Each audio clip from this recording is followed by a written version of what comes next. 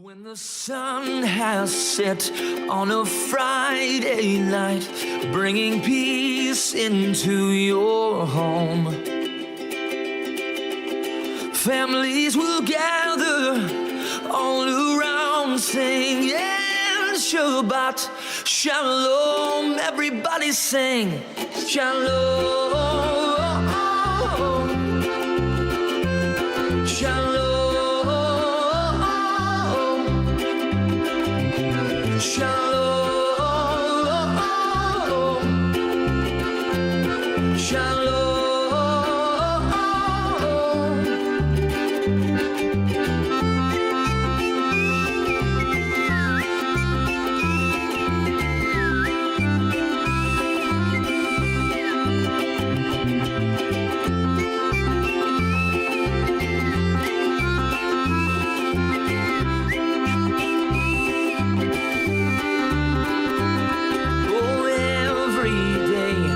A gift from God, so put a smile upon your face.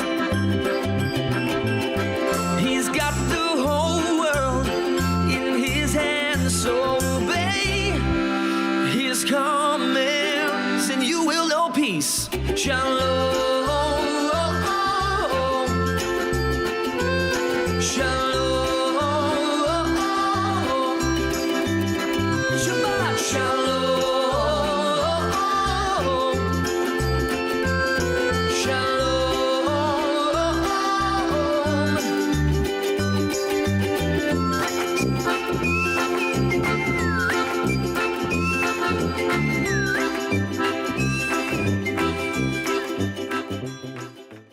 הנה מה טוב ומה נעים, שבת אחים גם יחד. הנה מה טוב ומה נעים, שבת אחים גם לחד. הנה מה טוב, הנה מה טוב, יאללה לילה לה לה לה לה לה לה. הנה מה טוב, הנה מה טוב, יאללה לילה לה לה לה לה לה לה.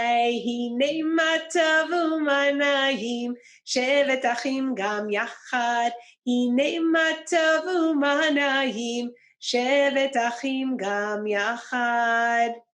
Shabbat Shalom, everyone. I'm so glad to be here today for our Spirit of Shabbat with Rabbi Ron Goldberg from the Eisenberg Village campus. How are you doing, Rabbi Ron? I'm well. Shabbat Shalom, Rabbi Binder. Shabbat Shalom. It's always a pleasure to be with you and to learn with you and to create with you. I'm so happy. And now that the holidays are over, we have some time to focus on Shabbat together, which is really nice, isn't it? It is. I'm looking forward to it indeed. Yes. So I know that we're both excited about this week's Torah portion, which is called Noach. That's Hebrew for Noah. And before we get into some schmoozing that we have in mind, we thought it might be fun to look at this. Let's take a listen and a look.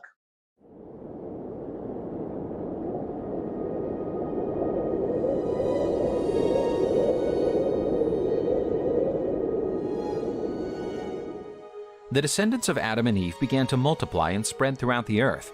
However, men were corrupt and violent, just like Cain. God, witnessing the wickedness of men, regretted his decision. But there was a man known as Noah, who was fair and honest. Noah was walking the path of God. God then spoke to Noah and ordered him to build a large wooden ark. The great boat would have to be 135 meters long, 22 meters wide, and 13.5 meters tall. The ark would be split into different compartments and sealed with pitch. Then God told Noah that he would destroy all that existed on earth, and the creatures that live on it would also perish. God declared that he would summon a major flood, saving Noah and his family from it, forming an alliance with them. God ordered Noah to bring a couple of every living creature into the ark. The ark would also store food for the maintenance of the animals. Noah obeyed God's command. Therefore, 2 animals of every kind came to Noah and boarded his ark. The great flood promised by God began. 40 days and 40 nights of uninterrupted rain. The great ark floated on the waters, and even the great mountains submerged when confronted with such a massive torrent.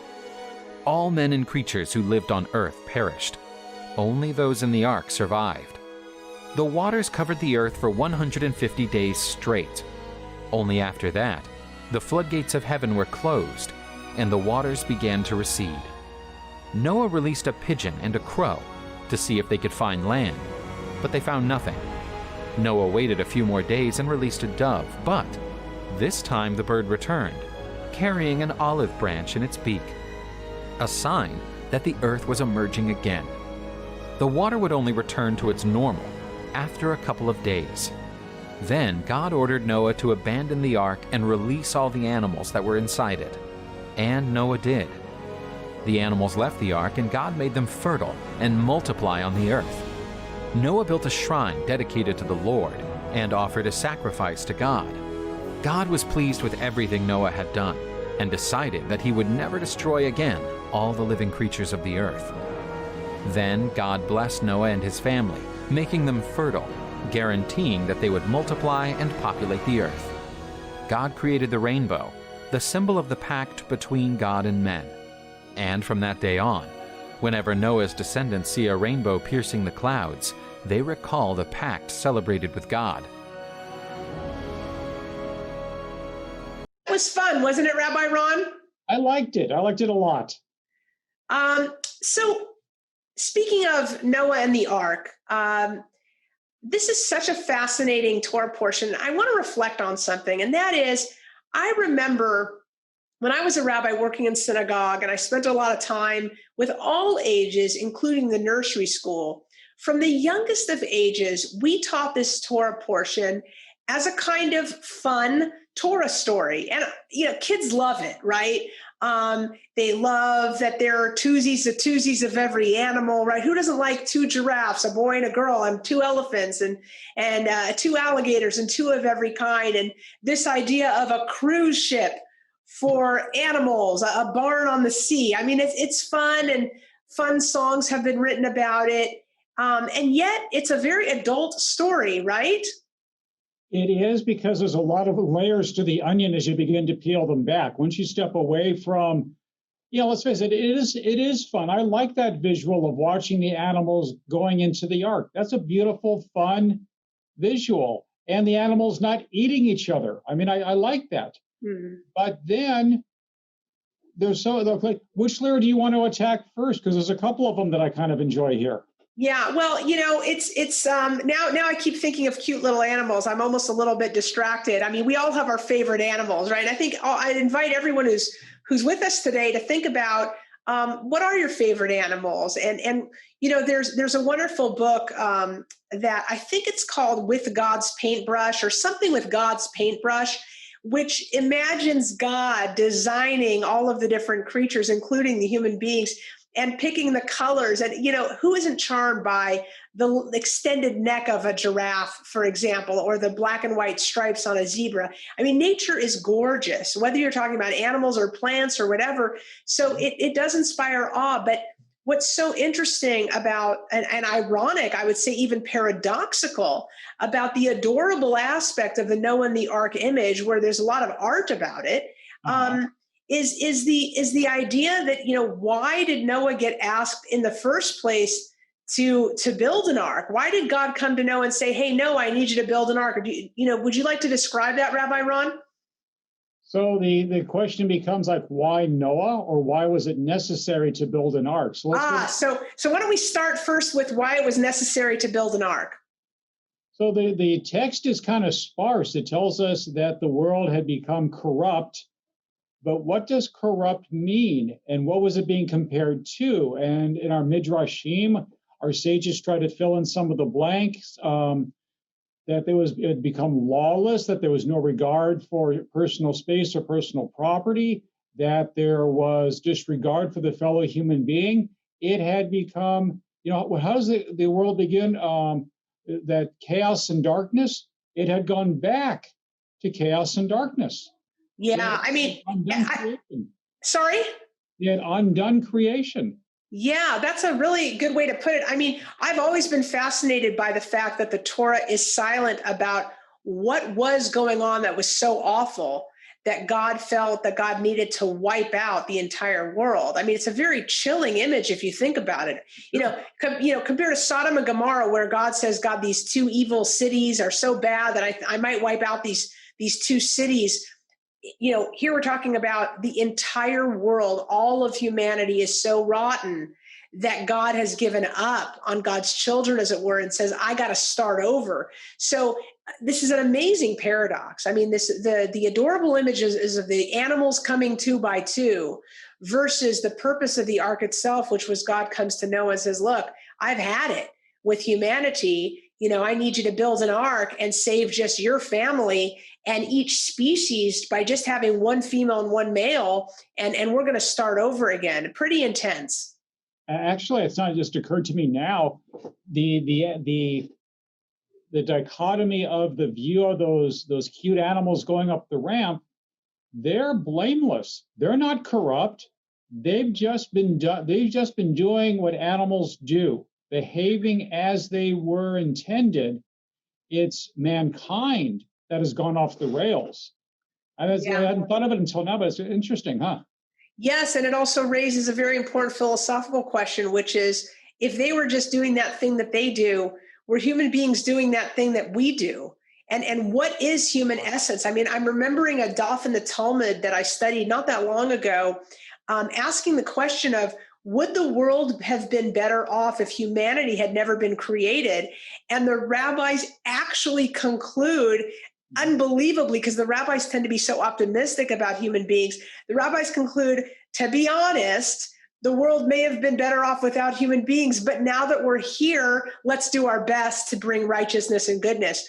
But speaking of that, so you brought up a secondary question that I really appreciate, which is not just why was the ark created? Why did God ask for an ark to be created? What was it needed for? And it was because a flood was coming to destroy all humanity. But this other question of why Noah? And I think it's really important for us to remember Judaism has not been created yet, according to the Torah. Right. Noah's just a person, and not that it would matter whether Jewish person, not Jewish person, but he was a person who didn't yet have any kind of notion of mitzvot, commandments, or any rules to follow by. But God picks Noah. Of all of these people in the world, God picks Noah. And we need to pay attention to that. Very significant, right? I mean, imagine if it were you. Imagine if all of the world were corrupt, but you were the one God chose to save just you and your family because there was something special about you. So let's examine that for a moment. Rabbi Ron, as you know, you and I both know, it says that Noah was an ish tzaddik, meaning a tzaddik, a righteous person. But then there's a qualifier. It says that he was righteous b'dorotav, for his generation. What do you think of that? So this is, of course, besides being Shabbat Noach, it is Shabbat World Series. And I am a sports fan, as you know. So you could say Sandy Koufax was a great pitcher in his generation and indeed in any generation. But would Clayton Kershaw, would you say the same thing about him? So is Noah righteous in every generation or just in his, as the qualifier indicates? And I think I was reading earlier today an essay by Rabbi Kaplan, and he makes the point that God just asked Noah to do what he was capable of doing. Didn't ask him to bargain with God, to negotiate like Abraham's going to do with Sodom and Gomorrah, as you mentioned, but just to build an ark. Here's the specifications. Here's how big you need it to be. You're going to use some of this tar to seal it. You're going to put a window on top. That's it. No, nothing beyond that. They only asked him what he was capable of doing. And the more I thought about that, I like that a lot. He's just asked to do what he's capable of doing. That's a wonderful teaching. I hadn't heard that one. I like that. Yeah. One could look at Noah very generously and very critically. So let's begin by looking at him critically for a second. Okay. Some of the rabbis will say, and they're not as forgiving as Rabbi Kaplan, some of the rabbis in the tradition will say, not very good, Noah, because after God says to Noah, hey, Noah, I'm going to destroy all of humankind. Build an ark and save your family and the animals. The text is almost crying out in its silence for Noah to say, wait a minute, God, what do you mean you're going to destroy all of humanity? My neighbor has a 2-year-old toddler. What did they do wrong? You kind of want him to speak out, and instead the Torah says that Noah did just so. In other words, following orders, which is kind of a chilling notion, given what we saw in the 20th century about people who just follow commandments. So it makes one kind of tend to feel critical of Noah. It makes one, as you referenced, compare him to Abraham, who in a similar situation, when God says, I'm going to destroy even just 2 cities, Abraham says, wait, God, don't do that. So there's a side of us that says, why isn't Noah a better man, even a better tzaddik to contradict this plan that seems like more than genocide? It's wiping out all of humanity. On the other hand, to be a tzaddik b'dorotav, to be a righteous person in your generation is pretty amazing, because he was surrounded by evil. So to be surrounded by evil and darkness and to not succumb to it, but to sort of stay steady and stay a good person is something to celebrate. And maybe that is why he's called a tzaddik. And it reminds me of a story that my mentor used to tell about the man who used to walk around a town of very poor behavior. And the sign said, do good and love justice. Do good and love justice. And the sign said it, and the man would walk around saying, do good and love justice. And finally, some wise guy came up to him and said, hey, mister, you really think that you're going to get people in this town to do good and to love justice? And the man says, I don't carry the sign and call out these words to change you. I carry this sign and call out these words so that I can be true to myself. And Noah seems to be that kind of person. He was able to stay good and righteous despite what surrounded him. I like that. That's a good Misa. I like that. I'm going to use that one again. But I'm thinking about just the nature of humanity. We are challenged every day. And I wonder if God is beginning to realize that about his creation of mankind, that we're going to vacillate between very, very good and very, very bad. And we're not always going to choose to be our best selves. Let's use Abraham as the example a second ago. He fights for the sake of Sodom and Gomorrah. Will you save the town for the sake of 50 people, for 45 people? He negotiates it down. When God says to Abraham, hey, take your son, your only son, the son that you love, Isaac, does he say a word? No. He obeys. So I think that it's the recognition that Torah is teaching us that just as our tzaddikim struggled, just as they weren't always their best selves, that it's okay for us to struggle too and to seek to find that best self. Yeah, that should be the last word, because that is exactly hitting the nail on the head. Torah is here to help us examine our goodness, and it's the handbook on how to be a mensch. And we look for signs, and we look for examples, and we look for struggles. And Rabbi Ron, you're a mensch, and so thank you for reflecting on Parshat Noach with me today. I love this particular song that was written about this Torah portion. The song is called Rise and Shine, and let's give a listen to it right now. Hey, Mom. I think the song you're talking about is the Lord said to Noah, there's gonna be a floody, floody. Lord said to Noah, there's gonna be a floody, floody. Get those children out of the muddy, muddy children of the Lord. Well, Noah, he built him an arky, Noah. He built him an arky, built it out of hickory, barky, children of the Lord. He called for the animals, they came in by twosies, called for the animals, they came in by twosies, elephants and kangaroosies, children of the Lord. It rained and rained for 40 daisies, it rained and rained for 40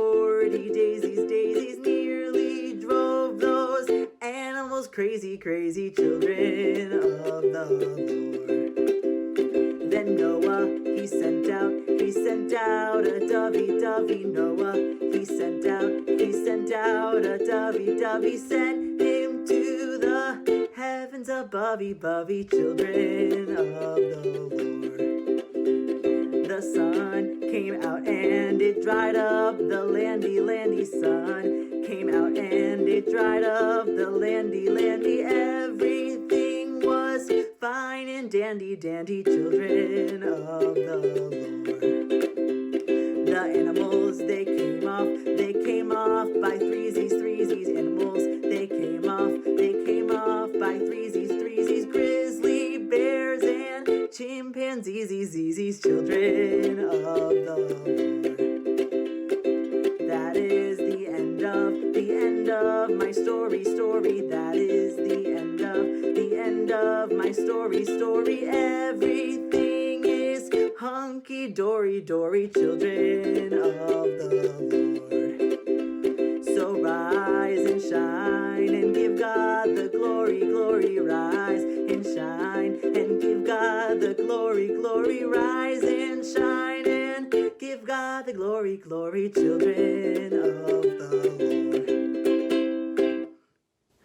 Thank you, Holden. That was such a fun surprise. For those of you who don't know, Holden is my son, and I love when he's able to come on from Michigan to sing with us, and I hope you enjoyed that song. That song really captures the best spirit of the Noah story, doesn't it, Rabbi Ron? Absolutely does. I enjoyed it immensely. So are we ready to make Shabbat? Absolutely. It is time. All right, we're ready to make Shabbat. So here we go. Let's light the lights. Ya la la la la la la la la.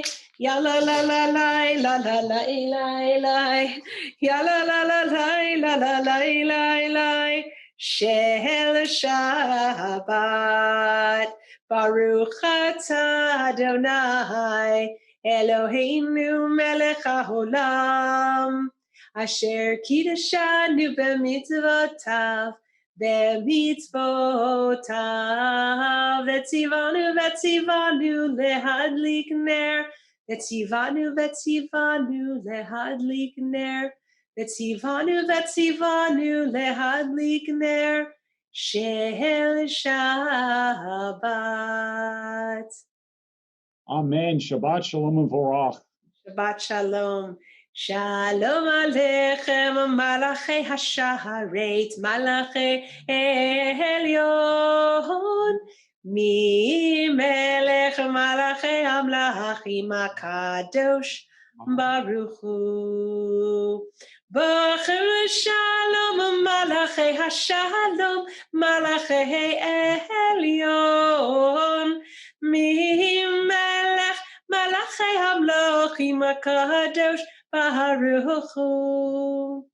Barchuni leshalom, Malachei Hashalom, Malachei Elyon. Mi melech Malachei Amlachim HaKadosh, Baruch Hu. Seichem leshalom, Malachei Hashalom, Malachei Elyon. Mi melech Malachei Amlachim HaKadosh Baruch Hu. Rabbi Ron, are you ready to give a blessing to our wonderful community? I am. So my blessing for our community this week is that we go into Shabbat and that it be a Shabbat of peace, of joy, and of friendship and fellowship. Amen. Amen.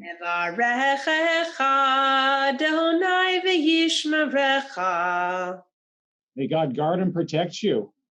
Yaher Adonai panav elecha v'chuneka. May Adonai show a favor to you and turn his face to you. Yisa Adonai panav elecha v'yasem lecha shalom. Most importantly, will Adonai grant you and all of us the blessing of peace. Amen. Amen. Yom HaShishi vaychulu hashamayim v'aretz v'chol tzva'am vaychal Elohim b'yom hashvi melachto asher asa vayishbot b'yom shimkomoto asher asa vayvarech Elohim b'yom hashiv v'kadesh ato ki vo shabbat mikomoto asher bara Elohim lasot Savrin Rabbanan v'Rabotai Baruch atah Adonai Eloheinu melech haolam borei peri hagafen. Amen. Baruch atah Adonai Eloheinu melech haolam asher kitshanu b'mitzvotav v'ratzavanu v'shabbat kodsho be'avahu v'ratzon hinchilanu zikaron lema'aseh v'reishit ki hu yom techila lemikrahe kodesh zecher l'tziat Mitzrayim ki banu v'charta ve'otanu kidashta Mikol hamim v'shabbat kodshecha ve'ahava u'ratzon hinchaltanu Baruch atah Adonai mekadesh hashabbat. Amen. Shabbat shalom. L'chaim. L'chaim, thank you so much, Rabbi Ron. Rabbi Ron, do you want to lead us in the Motzi? I know that our friends are going to be eating very soon, not right away, but quite soon.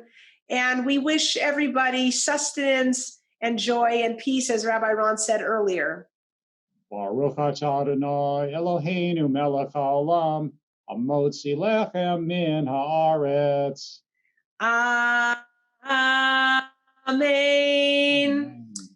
From our place to your place, we want to wish all of you a sweet Shabbat of rest and of joy and happiness and health and peace. When the sun has set on a Friday night, bringing peace into your home, families will gather all around singing Shabbat Shalom. Everybody sing Shalom.